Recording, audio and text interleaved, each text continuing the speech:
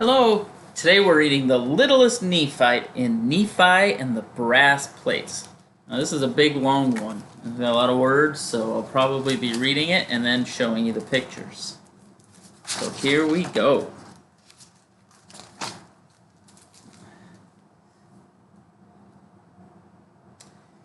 Yes, it is true. I am the littlest one. I grew to be 3'9", and then all my growing was done. I think that gravity pulls a little harder on me, which makes me a whole lot harder to see. Everyone tries to guess exactly how old I am. Some think I'm younger than Nephi, others think I'm older than Sam. No one has ever guessed right, so I'll give you a clue. I'm younger than Adam and a whole lot older than you. But I've been around long enough to watch all these events unfold, and now my mission is to make sure all these stories are told. But enough about me being only knee-high. Let me tell you a story of the prophet Lehi. See how little he is compared to that chair? He's so tiny.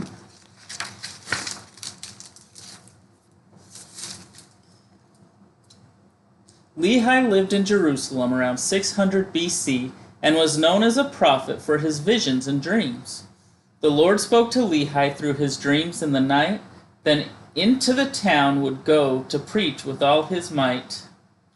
But the people weren't listening to what Lehi would say. Some would stop for a time, but soon walk away. They would not listen, and they would not forgive that silly old Lehi who told them how they should live. They would shout out to Lehi, "No one can hurt this great land, no king, no army, not even God's fearsome hand." But Lehi knew better, for he saw in his dreams what would happen to Jerusalem walls, people, and streams. The Lord warned Lehi that the city would fall, and that he should leave with his family once and for all. See him preaching to the people?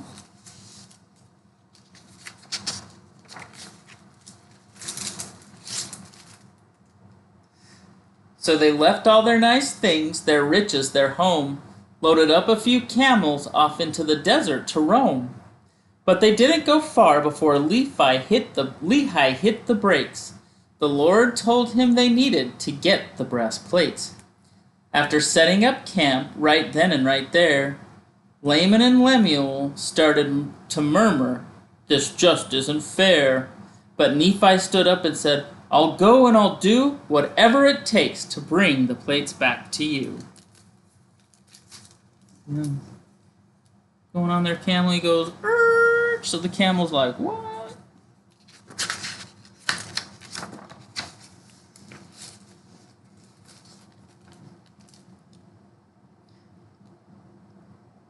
So up on their camels and back into town, Sam and Nephi went smiling, while Laban and Lemuel wore frowns.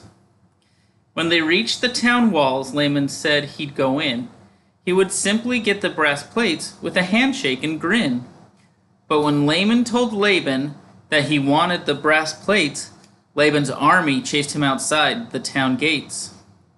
When they were all back together, they decided to try once again by trading Laban his plates for their gold, silver, and tin. They placed their riches before Laban in one giant heap.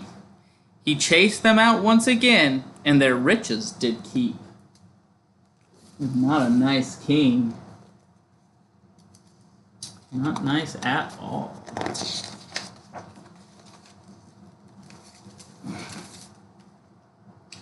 Now Laban and Lemuel were mad with both Nephi and God, so upset that they hit Nephi with a big, heavy rod.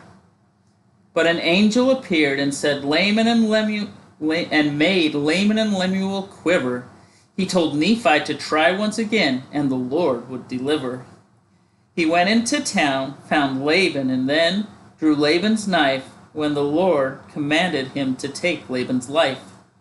Nephi then dressed as Laban and called for the man who would give him the plates on his command. Zoram was happy to give his king the brass plates. Together they walked through the town, then right out of its gates. They're using a stick for a rod. And the angel appears and says, Don't be stupid. Don't make bad choices.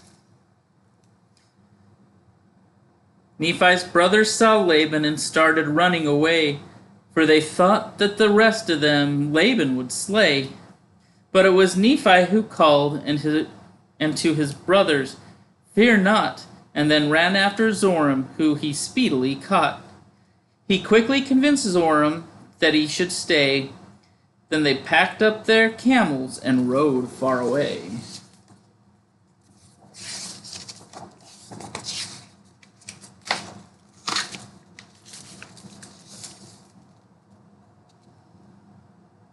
The story's one of my favorites, which I know to be true, and I'm happy to have been able to share it with you. The next story is hidden inside the next book, so let's crack open the cover and take a good look. See you soon. I haven't been able to find the other books, so that's a good story of Nephi and how he followed the Lord's commandments and was rewarded. See you next time. Bye.